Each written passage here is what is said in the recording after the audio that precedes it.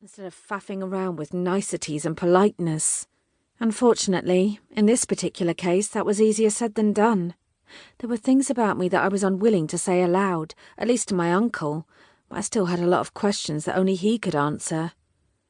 "I'm here about my parents," I said softly. "They're dead." I gave him a long, exasperated look. "I want to know more about them. I don't remember very much." "You were 5 when they died. You must remember some things." Not the sort of things that were helpful. I remembered a warm, sunlit kitchen and a worktop strewn with flour as my mum and I baked together. I remembered running around a garden playing hide-and-seek with my dad. There were flashes of other memories, family meals, building a snowman, snuggling up together in front of a roaring fire. I knew I'd been loved. What I didn't remember was any mention of the supernatural or the fact that I could die over and over again before being resurrected in flames. I didn't remember anyone ever telling me that I was a phoenix. No, I corrected myself, not a phoenix, the phoenix. Infernal Enchantment, the book that I'd come across during the course of an investigation, had suggested there was only ever one, and currently that was me. "Did they ever have anything to do with soups?" I asked. For the first time my uncle looked surprised. "Vampires?" he barked. "Werewolves? Those sorts of people?" I nodded. "Your parents lived in Kent. We're talking English country garden stuff," he dismissed, "not inner-city London shenanigans." "I know," I persisted, "but—" "I'd be surprised if either of them ever met a supernatural creature. But I wasn't close to them, as you know. Mark, your father, was 14 years younger than me. We didn't grow up together. I left home when he was 2. He was a snotty-nosed child with a predilection for plastic trucks. I didn't spend a lot of time with him even when he grew older. As for your mother—" His mouth pursed as he thought. "Well, I only met her 2 or 3 times.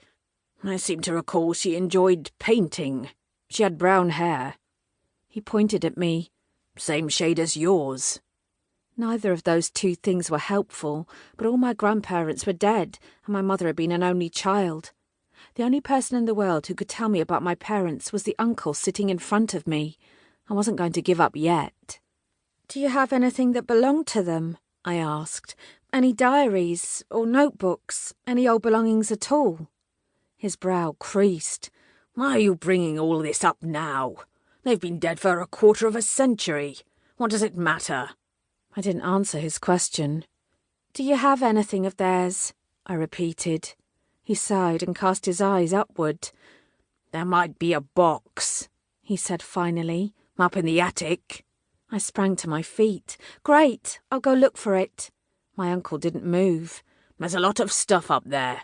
I have no idea where it would be, even if it's still there. I certainly don't want you rooting around in my possessions." He wasn't making this easy for me. "I'll be careful." He shook his head. "I will look for it and send anything I find on to you.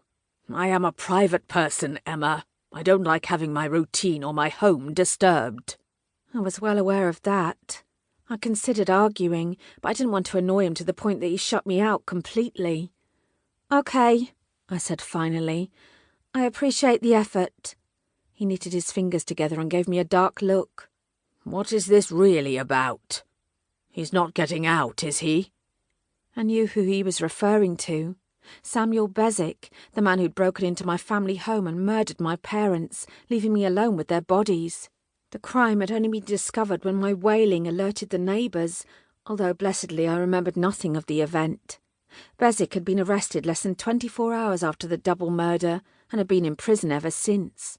He'd never explained why he'd committed such a terrible deed, and he'd never admitted his guilt. But he was the reason I'd wanted to join the police in the first place. "No," I said quietly. "He's not getting out." Something gleamed in my uncle's eyes. There were occasions when it seemed to me that he despised Beswick far more than I ever could.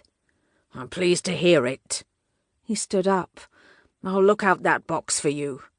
I had the distinct impression that I was being dismissed. "Thank you." I paused. "How are you?" I asked. "Are you keeping all right?" "A few aches and pains, nothing serious." He pulled a face. "The worst thing about